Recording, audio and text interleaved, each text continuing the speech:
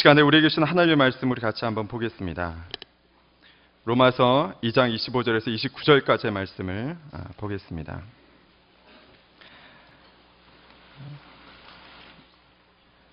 제가 먼저 읽겠습니다. 그대가 율법을 행하면 할례는 가치가 있습니다. 그러나 그대가 율법을 어기면 그대의 할례는 무할례와 같습니다.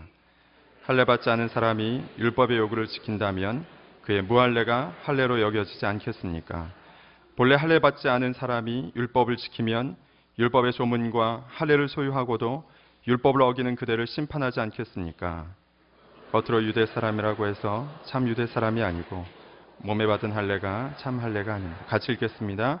오히려 속사람이 유대 사람이라야 참 유대 사람이며 문자와 된 율법에 의해서가 아니라 성령으로 마음에 받은 할례가 참 할례입니다. 그 칭찬은 사람에게서가 아니라 하나님에게서 옵니다. 아멘. 이 시간에 사람됨 때문에 속사람이 결정한다라는 제목으로 우리 이재원 목사님 나오셔서 말씀 전해 주실 텐데요. 우리 뜨거운 박수로 환영하고 축복했으면 좋겠습니다. 할렐루야. 네, 감사합니다. 모든 영광을 하나님께 올려드립니다.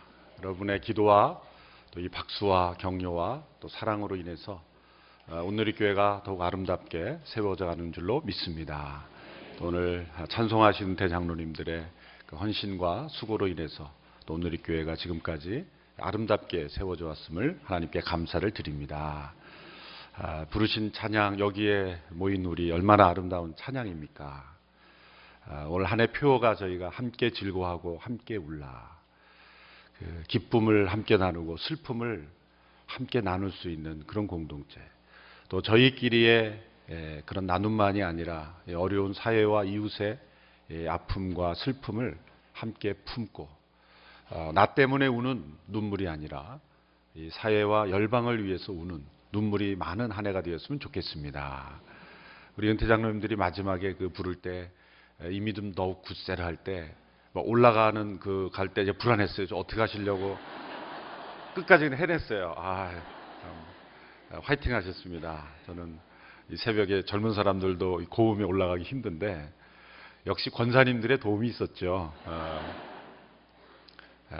연세 드실수록 더욱 도전하시고 또 낙심치 않고 새로운 믿음에 도전할 수 있게 되기를 바랍니다. 제가 몇 차례 설교 시간에 말씀드렸지만 돌아가신 그 정경화 씨 어머님 이원숙 여사님을 맨하탄에 계실 때 제가 신방을 간 적이 있었습니다. 제가 미국에서 사역했을 때인데 그 맨하탄의 그 정경화 씨 아파트에 누워 계시는 그 어머님이 일어나실 수가 없었습니다. 그때도. 그래서 제가 신방을 가서 이제 찬송을 부르려고 성경책 찬송을 이렇게 검은 찬송가를 펴서 찬송을 부르려고 시작을 하는데 눈을 갑자기 이렇게 뜨시더니 찬송가를 보시더니 손을 이렇게 흔들시면서 요즘 노래를 불러달라는 거예요. 요즘 노래. 옛날 찬송 부르지만 요즘 노래를 불러달라는 거예요. 그래서 무슨 말인지를 몰라가지고 아니 무슨 말씀을 했더니 요즘 새로운 노래를 좀 불러달라. 저는 신방 가서 그런 요청을 받아본 적이 처음입니다. 그래서 갑자기 제가 요즘 그 찬양을 기억하는 곡이 없어가지고 당황스러워하고 또 정경화 씨도 아이고 목사님 하시도록 내버려 두시라 해도 안 된다는 거예요. 그래서 그 암송하고 있는 찬양이 왕이신 나의 하나님 그거밖에 없어가지고 그것만 계속 불렀습니다. 그것들이 맞다고 그거라고 그렇게 하시던 그 누워 계시면서도 그 새로운 도전을 저도 찬송가를 부르면 마음이 뭉클하고 그렇게 좋지 않습니다. 자주 불러달라고 저도 요청을 하는데 그러나 그 옛것에 익숙한 것에 그 머물러 있지 않고 또 그 병중에서도 새로운 도전. 요즘 젊은이들이 무슨 노래를 좋아하는지 그 새로운 도전을 하는 그러한 아름다운 모습이 저에게 인상 깊게 남아 있습니다. 빌그리암 목사님이 최근에 참 연세가 많이 드셔서 건강이 어려우시죠. 최근에 니어링 홈이라는 이 천국을 가까이 사모하는 그 마음으로 책을 썼죠. 두란노의 새로운 도전이다 이런 제목으로 책을 썼는데 참 가슴 뭉클하면서도 우리가 어떻게 이 노년을 보낼 것인가에 대해서 아름다운 그런 자서전 고백을 썼습니다. 여러분이 기회가 되시면 한번 읽어보시면 큰 도움이 될 줄 압니다. 다시 한번 기도하겠습니다. 살아계신 아버지 하나님 감사합니다. 오늘도 주님을 노래하고 예배하는 가운데 하나님의 은혜 가운데 머물러 있게 하심을 감사합니다. 이 새벽에 우리의 몸과 영혼을 깨워 하나님을 예배하고 기도하고 주의 음성에 귀 기울이는 영혼마다 말씀하여 주시옵소서. 새롭게 하여 주시옵시고 이 말씀에 우리의 삶을 세우는 복된 은혜를 허락하여 주시옵소서. 예수님의 이름으로 기도하옵나이다. 아멘. 이제 로마서 2장 마지막 부분에 이르렀습니다. 다시 한번 우리가 1장, 2장을 정리하면 로마서는 우리에게 복음을 전할 때 먼저 나쁜 소식 그리고 우리에게 슬픈 소식을 먼저 전하고 있습니다. 온 세상이 하나님의 진노 가운데 처해 있다. 그것이 1장의 주제입니다. 그 이유는 불의로 진리를 막고 있기 때문이다. 하나님을 알 수 있는 것이 분명히 이 자연 만물과 우리 안에 하나님께서 우리의 본성 가운데 넣어주신 양심, 하나님이신 계시로 말미암아 하나님을 분명히 알 수 있고 하나님을 영광스럽게 해함에도 불구하고 하나님께 영광 올려드리지 않고 감사하지도 않고 오히려 우상을 섬기는 하나님의 영광을 썩어질 우상과 동물의 형상으로 바꾸어버린 인간의 모습. 이 짧은 문장 안에 온 인류의 역사의 죄를 간단하게 요약을 하셨죠. 그로 말미암아 하나님의 진노가 온 세상에 가득합니다. 그것이 1장의 주제였습니다. 그 진노는 진노에서 머물지 않고 그 진노가 실행되는, 진노가 표출되는 것이 바로 하나님의 심판입니다. 2장의 주제이죠. 진노의 끝은 하나님의 심판입니다.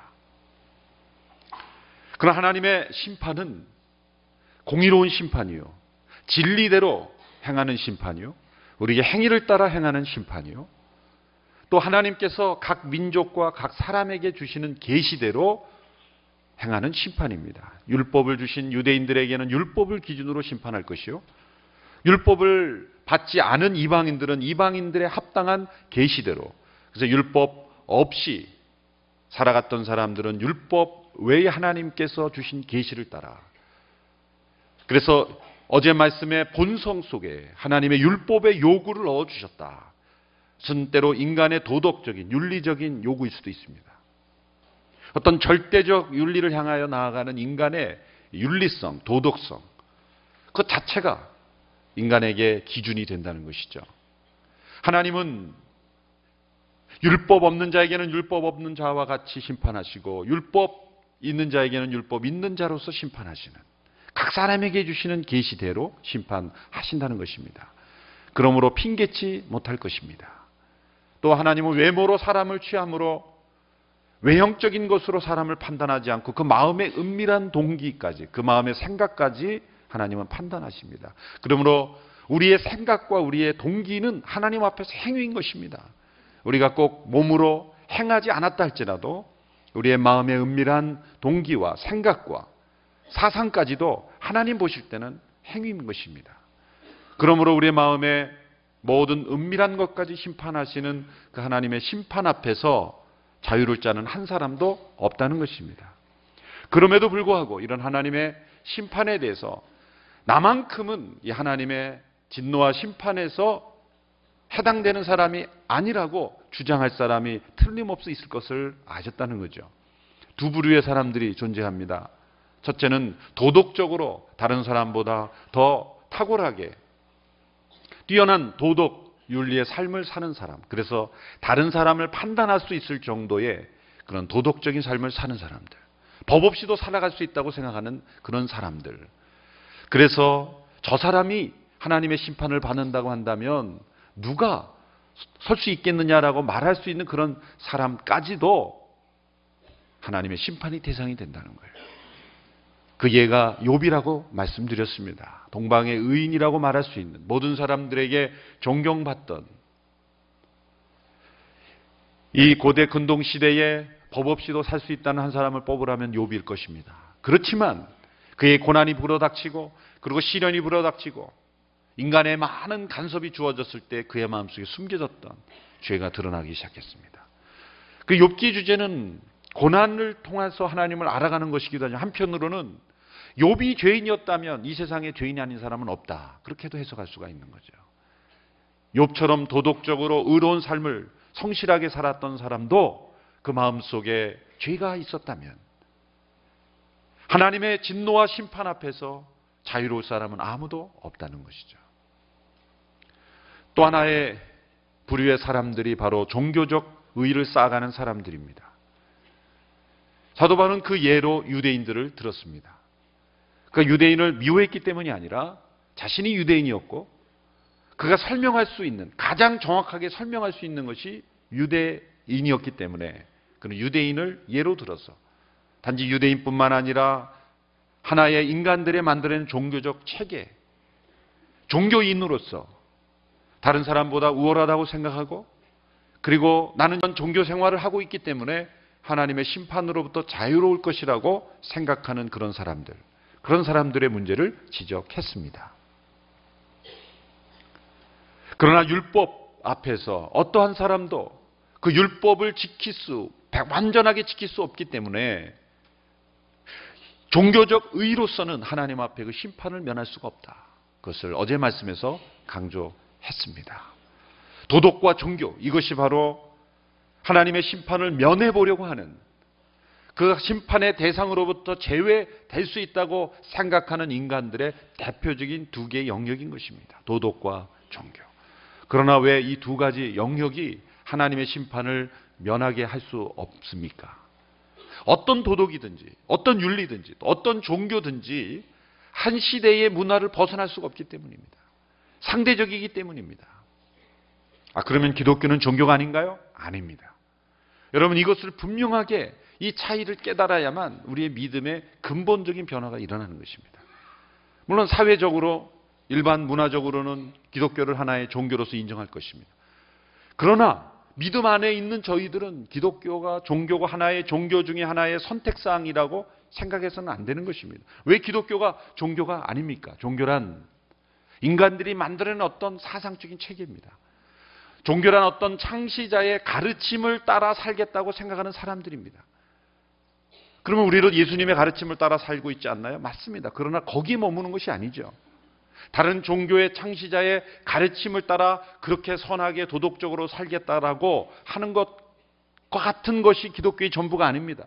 우리가 믿는 신앙의 전부가 아닙니다. 우리는 예수님께서 말씀하신 내용을 따라, 가르침을 따라 사는 것은 물론이거니와 어떤 종교에도 없는 살아계신 인격으로서의 하나님, 예수 그리스도의 말씀만 우리가 지키려고 하는 것이 아니라 그 예수님이 지금도 살아계시다는 거죠.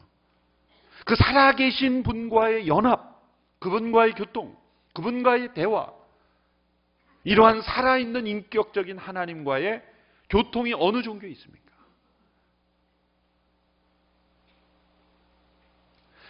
다른 종교와 차별화된 하나님의 계시, 살아계신 하나님, 그로서의 예수 그리스도가 우리의 신앙의 중심에 있는 것입니다. 예수님은 기독교를 창시한다고 말씀하지 않으셨습니다. 내가 곧 길이요 진리요 생명이라고 말씀하셨습니다. 그러므로 살아계신 하나님과의 관계, 모든 종교의 원리는 보험의 원리와 같다고 말씀드린 적이 있습니다. 보험은 내가 맡긴 돈을 나중에 일정한 법칙에 따라 찾는 것입니다. 맡긴 것이 없이 내가 무슨 문제가 생겼을 때 그 보상을 달라 그러면 누가 줄 수 있겠습니까? 보험의 조건, 보험의 어떠한 그 체계에 철저하게 맞아야만 보상이 나오는 것입니다. 세상의 종교적인 틀 안에서 이러이러한 조건을 갖춰야만 당신에게 이러한 것이 보장된다라고 하는 것이 바로 세상의 종교들이죠. 일종의 한마디로 말하자면 do, 하라. 그러면 너에게 있을 것이다. dio, 하라, do. 뭔가씩 해야 되는 것입니다. 우리가 행위가 있어야 되는 것입니다. 내가 디파진 같은 것이 있어야 됩니다. 내가 미리 낸 보험금이 있어야 나에게 돌아오는 것. 이게 세계적인 종교의 원리입니다. 그러나 예수님은 우리에게 주시는 요구를 통해서 우리가 의로워질 수 없다고 말씀하셨어요. 아무것도 우리가 행한 것이 없이 의롭다함을 받는 것. 우리가 행한 것에 근거한 것이 아니라 하나님의 은혜로 말미암아 우리에게 주시는 하나님의 선물로서 우리가 구원을 받는다는 거예요. 그래서 우리의 구원은 인슈어런스가 아닙니다. 보험이 아닙니다. 어슈어런스, 확신. 하나님이 우리에게 선물로 주신 것을 받아들이는 것. 세상의 어떤 종교의 원리 체계와 차별화된 종교라고 말할 수 없는 이것이 바로 진리인 것입니다. 이것이 바로 길이요 생명인 것입니다. 그러한 이 세상의 종교적 의로 얻는 의가 아닌 또 다른 의가 있다는 것이 3장에 가서 말씀드릴 겁니다. 이제 2장에서는 하나님의 심판 앞에 아무도 자유로울 수 없다.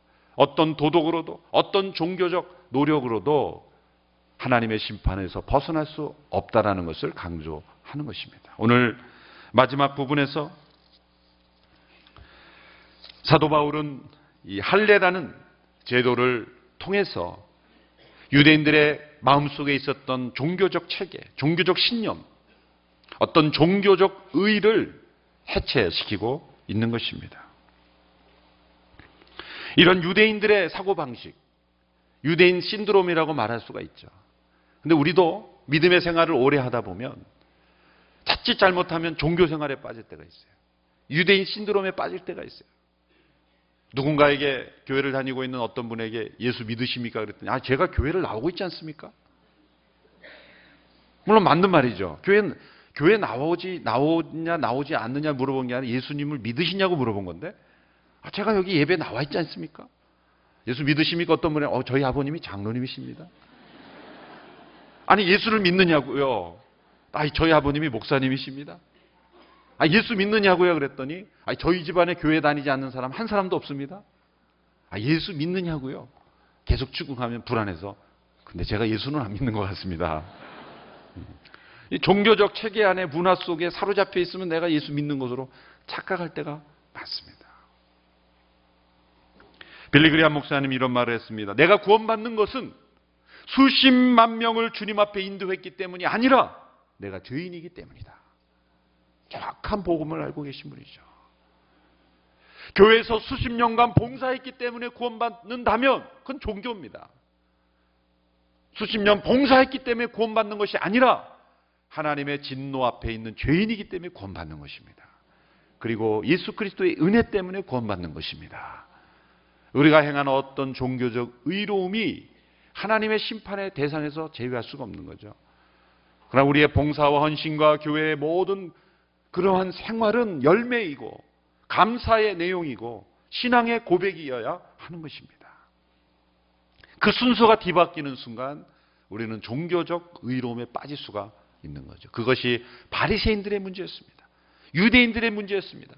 그들은 율법을 소유하고 있기 때문에 그들은 하나님의 뜻을 잘 알고 있다고 생각했고 율법을 가지고 있기 때문에 그들은 심판의 대상에서 제외된다고 생각했던 것입니다.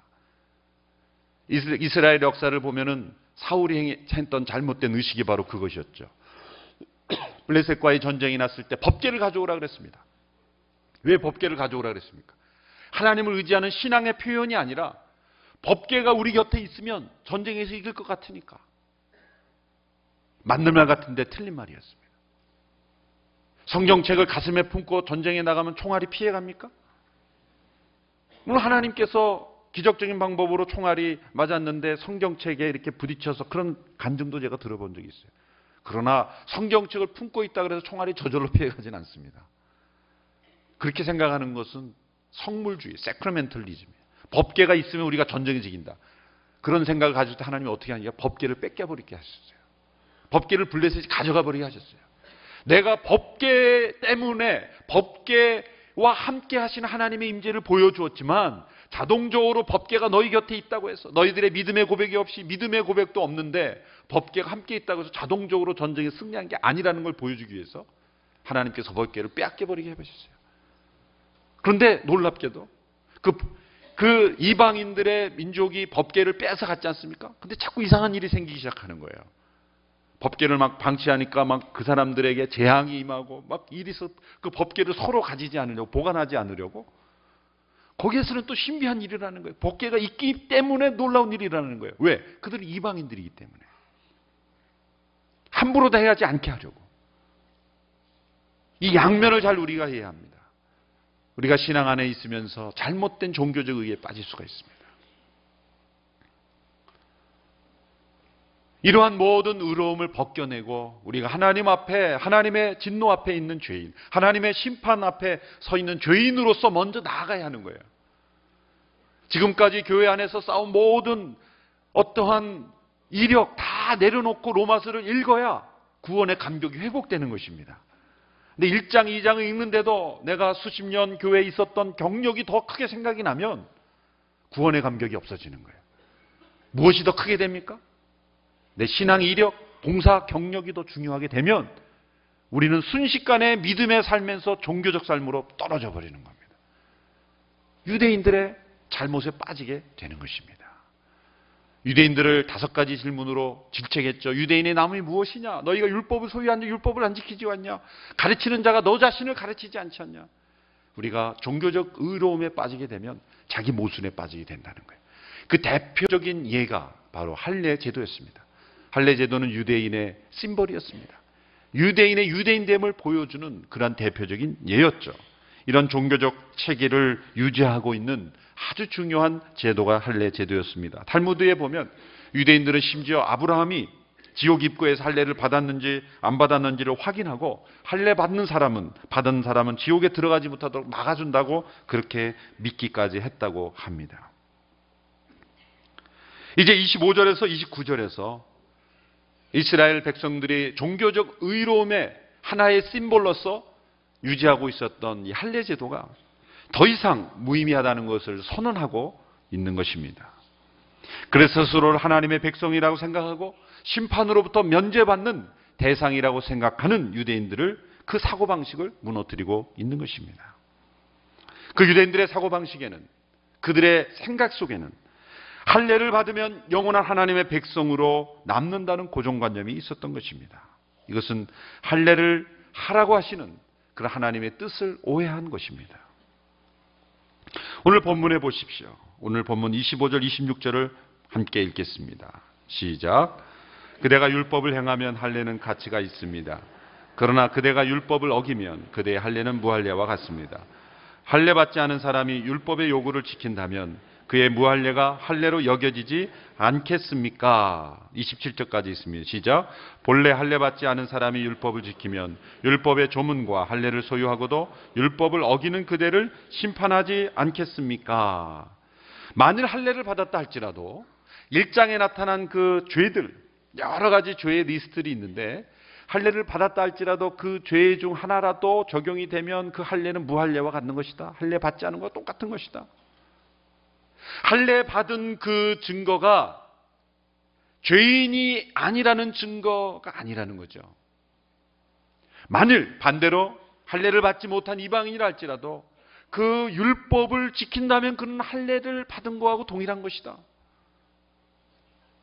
아주 중요한 선언을 하고 있는 것입니다. 할례 받지 아니한 이방인들도 하나님의 심판으로 구원받는 하나님의 백성이 될 수 있으나 동시에 할례 받은 유대인이 할지라도 율법 앞에 죄인이면 하나님의 심판의 대상이다. 유대인들의 사고방식을 무너뜨리는 충격적인 선언을 하고 있는 것입니다. 왜 그렇다면 유대인들이 이렇게 할례를 중요하게 됐습니까? 하나님께서 믿음의 조상 아브라함, 이스라엘의 조상인 이 아브라함에게 할례를 제일 먼저 명하셨죠. 창세기 17장 11절부터 13절 간단하게 할례의 역사에 대해서 간단하게 요약을 해보겠습니다. 제가 읽어보겠습니다.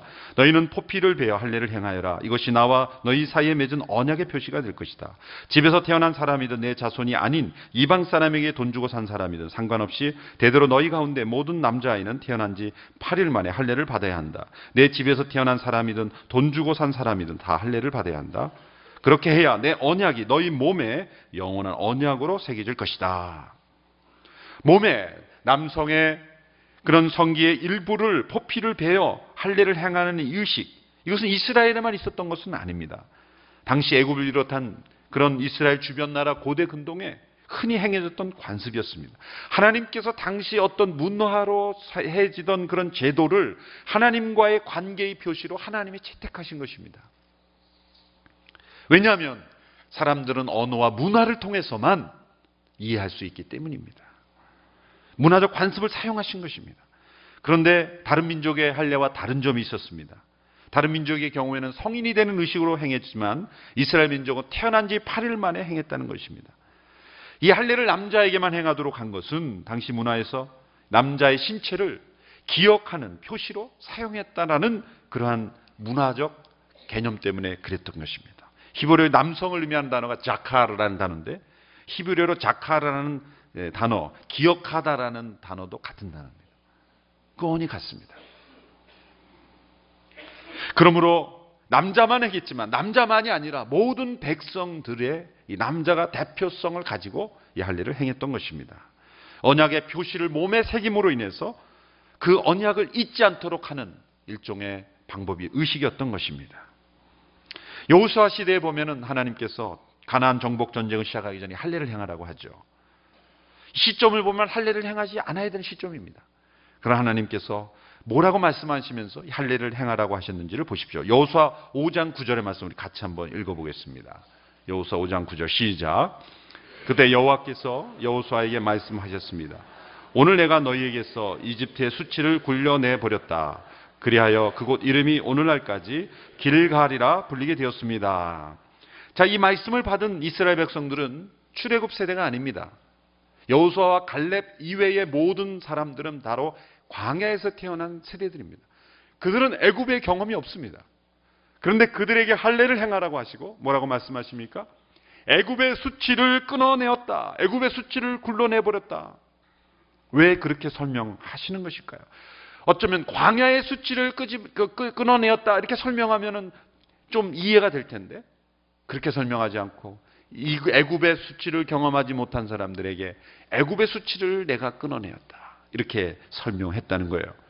그러므로 이 이집트의 수치라는 것, 애굽의 수치라는 것은 단지 애굽에 있었을 때의 역사적인 걸 의미하는 게 아니라 영적인 의미라는 걸 알려주고 있다는 것입니다. 노예 생활을 하지 않던 세대도 애굽의 수치를 그대로 드러냈다는 것입니다. 그것은 우리에게 어떤 의미를 줍니까? 애굽에서 종살이 하지 않았던 그 다음 세대도 애굽의 수치라고 한다면 이 애굽의 수치란 유대인이건 헬라인이건 한국인이건 미국인이건 이스라엘 민족이건 아니면 다른 민족이건 상관없이 모든 사람들에게 가지고 있는 수치라는 것입니다. 그것은 죄의 종되었던 수치. 그 마음에 하나님을 반역하고 불순종하는 그러한 수치. 그 수치를 의미하는 것입니다. 흥미로운 것은 할례라는 단어를 연구해 보니까 이 남자의 신체에 행하는 할례만이 아니라 아주 폭넓게 다양하게 그 의미가 사용됐습니다. 입도 할례라는 단어를 썼어요. 모세가 하나님께 부르심을 받았을 때 변명하면서 이렇게 대답했습니다. 저는 말이 어눌한 사람입니다. 이 어눌하다는 단어가 원어에 보면 할례 받지 못한 입이라는 거예요. 그거를 그렇게 번역을 하면은 도저히 이해를 못하니까 어눌하다 이렇게 번역을 한 거예요. 입이 할례 받지 못했다. 입이 제 역할을 해야 되는데 제 역할을 하지 못했다. 그때 할례 받지 못한 입이라고 설명했습니다. 또 레위기 23장에 보니까 나무 열매를 할 때 그 과일을 먹지 못할 것으로 여기라. 그 따지 못하는 아직 익지 않은 열매를 할례 받지 못한 것 이렇게 설명을 했어요. 오늘 보면 또 에레미야 6장에 보면은 귀도 막힌 귀, 듣지 못하는 귀도 할례 받지 못한 귀다 이렇게 설명합니다. 내가 누구에게 말하고 경고에 듣게 하겠느냐? 그들의 귀가 막혀서 들을 수 없다. 귀가 막혔다는 것도 오늘 할례 받지 못한 귀다 그렇게 설명을 하고 있습니다. 신명기 10장 16절의 말씀을 보십시오. 마음에도 할례가 나옵니다. 신명기 10장 16절 말씀 같이 읽습니다. 시작. 그러므로 너희 마음에 할례를 행하고 더 이상은 목이 곧은 사람이 되지 말라. 마음에 할례를 행하지 않은 사람이 어떻게 된다고요? 목이 굳어지는 겁니다. 그 현상이. 분명히 할례가 몸의 할례만이 아니라 신명기 때부터 하나님은 이미 마음의 할례라는 단어를 사용하셨다는 것을 기억해야 합니다. 그러므로 이 모세 시대에도 할례라는 단어가 아주 생활화된 언어다라고 우리가 아시면 됩니다. 우리나라 말에 이 철이 들었다 그런 표현이 있죠. 철이 들었다. 철이 안 들어서 그래. 입이 철이 안 들고 귀가 철이 안 들고 목이 철이 안 들고 마음에 철이 안 들면 들어야 될 걸 듣지 못하고 말해야 될 걸 말하지 못하고 말하지 말아야 될 걸 말하고 눈이 철이 안 들면 보지 말아야 될 걸 보고 보아야 될 걸 보지 못하고, 이 모든 우리의 신체의 각 기능이 제 역할을 하지 못하는 것, 우리는 철이 안 들었다는 표현을 쉽게 말하면 유대인들은 할례 받지 못했다 이렇게 설명했다는 거예요. 여러분, 우리의 신앙에도 철이 있습니다. 철이 들어야 합니다. 보아야 될 것을 보고, 들어야 될 것을 들어야 되고, 말해야 될 것을 말해야 합니다. 그 모든 것들 이루는 핵심이 뭡니까? 바로 마음의 할례가 이루어져야 돼요. 마음의 할례가 이루어지지 않았기 때문에 눈, 코, 이 모든 신체가 잘못된 기능을 하는 것입니다. 마음의 할례. 그러므로 하나님께서 이스라엘 백성들에게 신체의 할례를 행하라고 한 것은 단지 몸을 일부를 끊어내는 것이 아니라 그 의식을 행함으로 마음의 할례를 기대하셨던 겁니다. 그러나 우리의 마음속에, 인간의 마음속에 있는 무서운 사악한 인간의 더러워진 마음은 어떠한 고통스러운 그러한 고통을 통해서 신체의 일부를 끊어내도, 팔을 끊어내고 다리를 끊어내도 끊어지지 않는 죄악이 있다는 거예요. 제가 예전에도 한번 예화로 사용한 적이 있습니다만은, 프랑스의 어느 마을에 예전에 중세 시대인가 어떤 시대에 소매치기가 너무 많아서 소매치기를 붙잡으면 처형을 하는, 아주 손을 끊어냈겠죠. 공개 처형을 하는 그런 일을 집행했다고 합니다. 수많은 사람들이 모였는데 그날 가장 많은 소매치기가 일어났다고 하죠. 왜냐하면 그 처형 장면에 거기에 몰두하고 있을 때 뒤에서 그 지갑을 훔치고 소매치기 범을 처형하는 장소에서 소매치기를 하는 이 대담한 인간들, 끊어지지가 않는다는 거예요. 변하지 않습니다. 마음의 할례가 이루어지지 않으면 손을 끊고 다리를 끊어도 죄는 사라지지 않는다. 미국에서 그런 일이 있었다고 합니다. 텍사스에서 휴가를 떠난 어떤 가족이 우연히 그 부두에서, 항구에서, 그 텍사스에는 부두가 없고 텍사스 사는 분이 다른 쪽으로 여행을 갔는데, 그 물에 흠뻑 젖은 그 한 개를, 작은 개를 발견했습니다. 그래서 개 주인을 찾지 못해서 그 아이들이 개를 좋아해가지고 졸라서 이제 부모님을 졸라서 개를 집으로 가져왔다는 거예요. 그래서 개를 깨끗이 씻고 예쁜 옷을 입히고 단장을 했습니다. 그래서 그 작은 개에게 음식과 물을 주고, 또 그 집에 또 이 동물들을 좋아하다 보니까 애완 고양이들이 몇 마리 있었나 봐요. 그래서 같이 놔두고 외출을 했는데 그날 저녁 집에 돌아오니까 고양이들이 다 죽어 있는 거예요. 다 죽어 있는 거예요. 깜짝 놀랐죠. 그래서 원인을 파악해 보니까 범인이 새로 들어온 그 작은 개였던 거예요. 다음 날 이제 이 개를 데리고 동물병원에 갔죠. 수의사에게 갔더니 놀라운 사실을 알려줬는데, 수의사가 뭐라 그러냐면 이 개는 개가 아니라 아프리카의 쥐입니다. 큰 쥐가. 개로 착각을 했던 거예요. 그래서 저도 이걸 읽고, 고양이를 잡는 쥐도 있구나. 고양이를 잡는 쥐가 있구나. 아마 그 모든 쥐의 원한을 한꺼번에 그 쥐가 갚았지 않나, 그런 생각을 하는데, 그렇게 쥐가 커서 마치 작은 개처럼, 좀 못생겼지만 개로 착각을 할 정도였다는 거예요. 제가 말씀드리려고 하는 게, 쥐가 고양이를 잡아먹는다, 이걸 말씀드리는 게 아니라, 아무리 깨끗이 씻고 예쁜 옷을 입혀도 쥐는 쥐지 개가 아니라는 거죠. 우리의 마음속에 엄청난 아프리카 쥐가 같은 쥐가 있어요. 우리 마음속에. 내 마음속에 이 무서운, 아무리 씻고 씻어도 깨끗해져, 아무리 도덕적으로, 윤리적으로, 종교적으로 노력을 해도, 걸레는 아무리 빨아도 걸레입니다. 걸레가 갑자기 행주가 될 수 없어요. 연탄을 몇 번을 닦아야 연탄이 하얘집니까? 연탄은 태워버려야 하얘지는 것입니다. 아무리 닦고도 씻어지지 않는, 아무리 예쁘게 포장을 해도, 예쁜 옷을 입어도 우리 마음속에 아프리카 쥐와 같은 무서운 그런 죄의 본능이 있다는 거예요. 그건 어떻게 해야 됩니까? 그 가족이 아프리카 쥐를 어떻게 했겠어요? 다시는 그러지 말라고 가르쳤겠습니까? 우리 집에서 살려면 지켜야 될 법칙 7가지를 가르쳤겠습니까? 아닙니다. 내버리고 죽이는 것이죠. 끊어내야 하는 것입니다. 이것이 마음의 할례인 것입니다. 이 마음의 할례를 받아야 온 마음으로 하나님을 사랑할 수 있게 되는 것입니다. 신명기 30장 6절의 말씀 같이 읽겠습니다. 시작.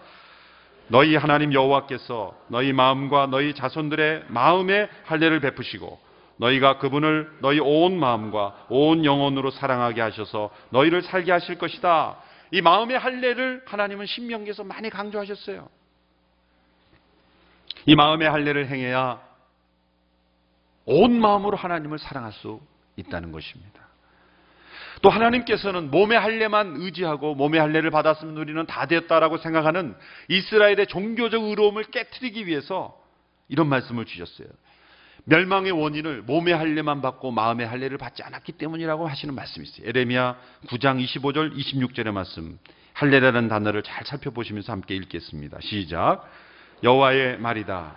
보라, 그날이 오고 있다.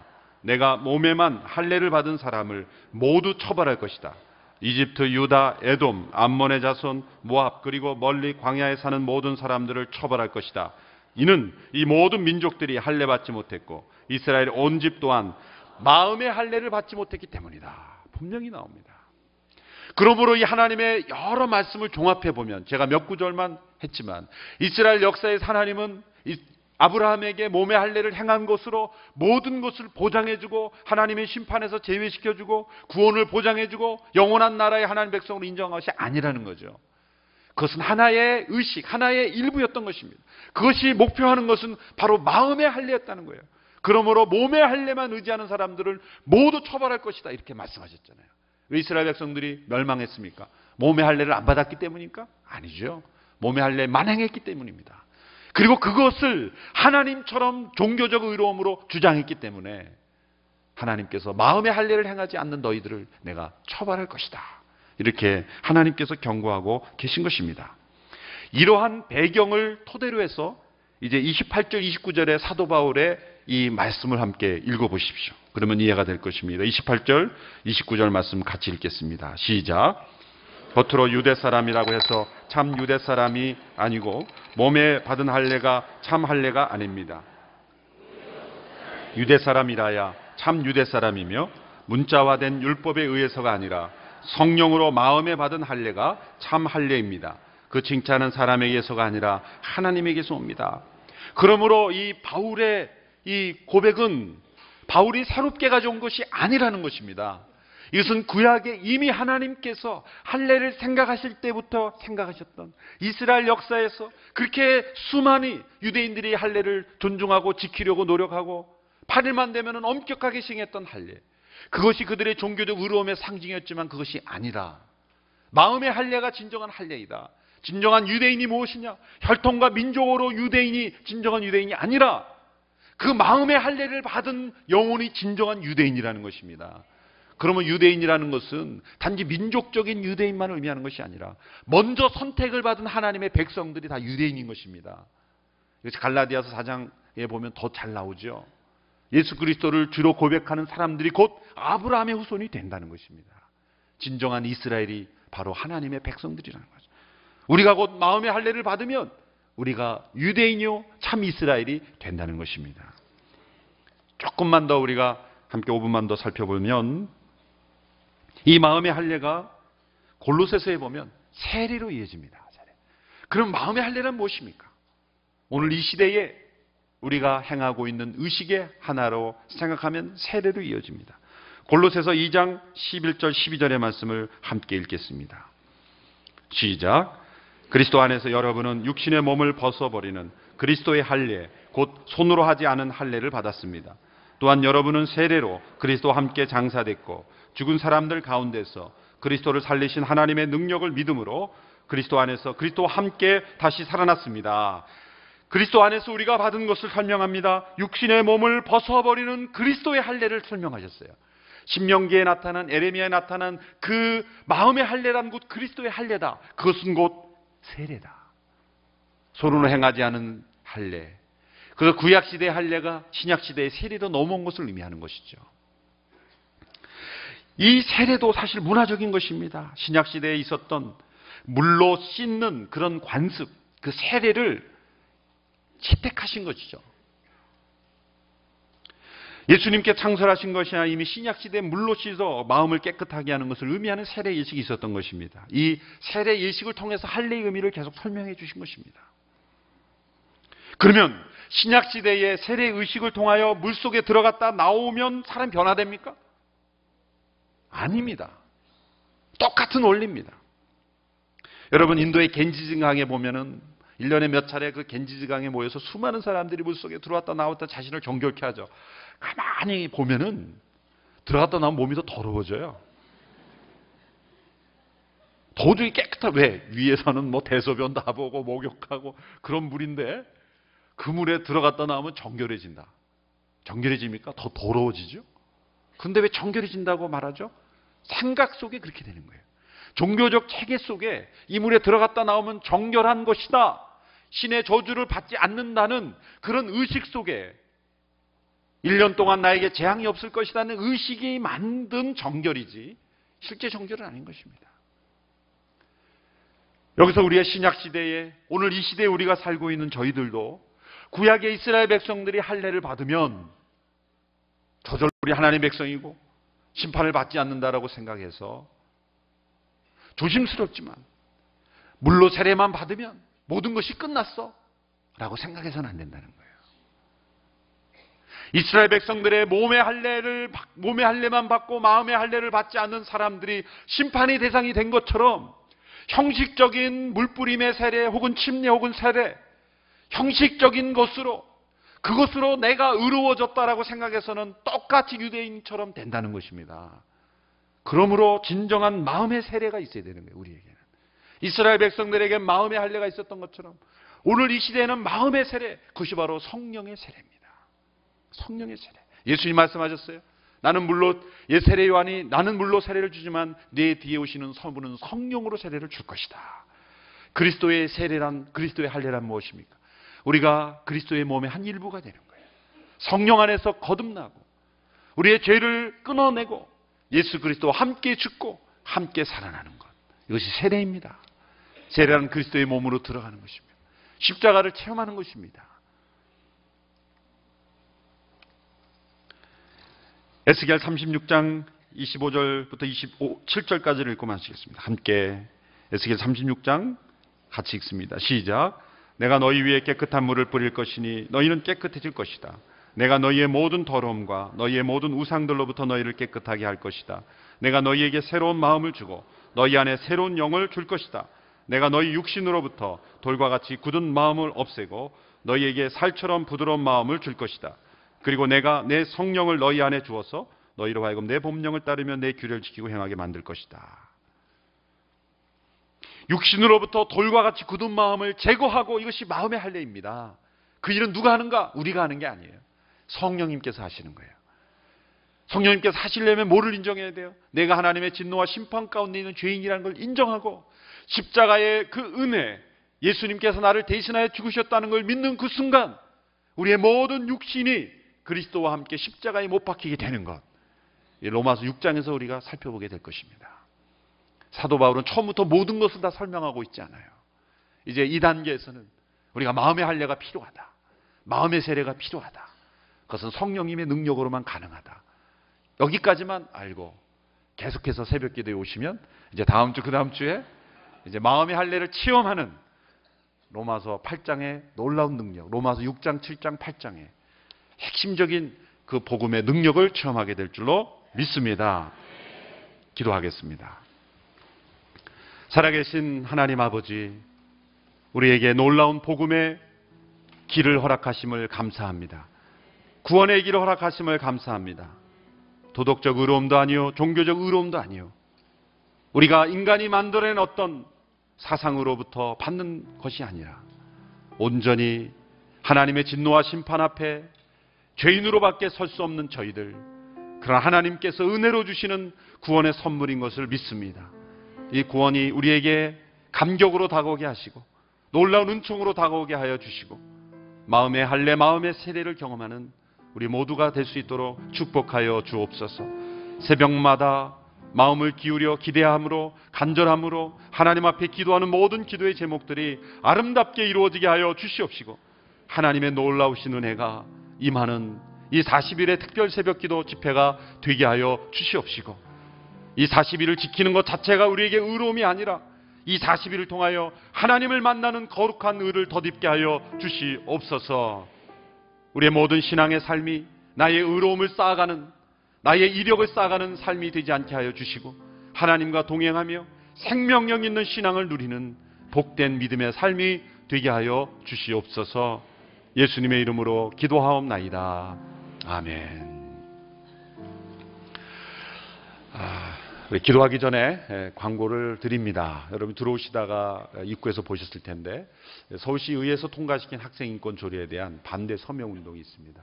어떤 정치적 입장 때문에 하는 것은 아니고, 대한예수교 장로회 총회, 저희 교회가 속한 통합 측 교단에서 결의를 해서 모든 성도들에게 동참을 요청하고 있습니다. 그 이유는 의회가 통과시킨 학생인권 조례가 시행이 되면 어떤 결과가 이루어지는가. 그러면 미션 스쿨에서 성경을 가르칠 수 없습니다. 거부할 수 있습니다. 인권이라는 이름으로. 그래서 나는 채플 들어가지 않겠다. 나는 성경 나한테 강요하지 마라. 그렇게 될 것입니다.